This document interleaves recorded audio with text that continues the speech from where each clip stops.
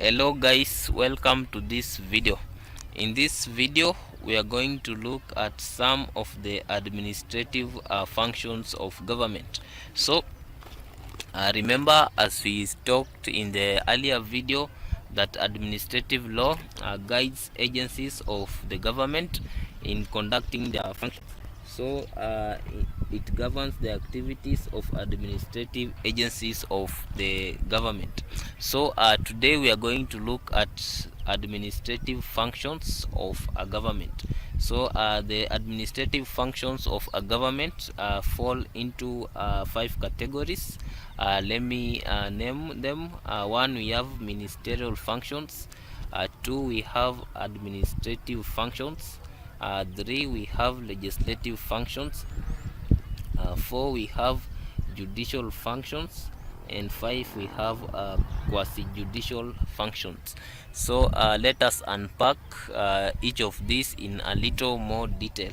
One, ministerial functions are those functions that are carried out by government ministers in their implementations of policies and programs.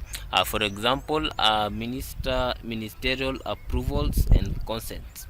Two, we have administrative functions.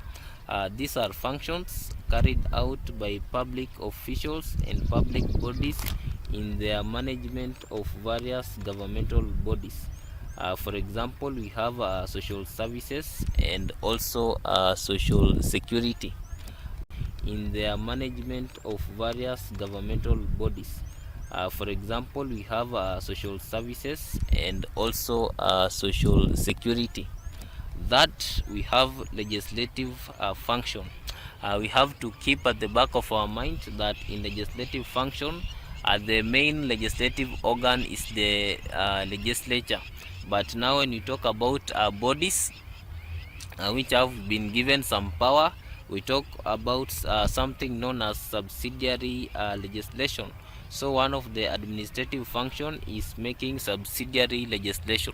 A subsidiary legislation is just a small legislation that is really small scale legislation that is made. But we also have to note that this subsidiary legislation should not go against major legislation, because that one may render it null and void, because considering the fact that the makers of this subsidiary legislation have lesser power than the main policy making organ, which is now the parliament. Fourth administrative function is known as judicial function. So judicial function involves determination of claims or disputes between individuals and other bodies. So it may be between individuals or disputes between individuals and other bodies. So it may be between individuals or between individuals and bodies. This is our judicial functions. And five, we have what we call quasi-judicial functions. This involve the exercise of powers which are fundamentally judicial but without the usual trappings of a court of law. So a body that may exercise this kind of power, for example, is a liquor licensing board. So in this video we have examined administrative functions. We have given 5 of them, namely ministerial, administrative, legislative, judicial and quasi-judicial functions. Thank you for watching this video. Like, share and subscribe.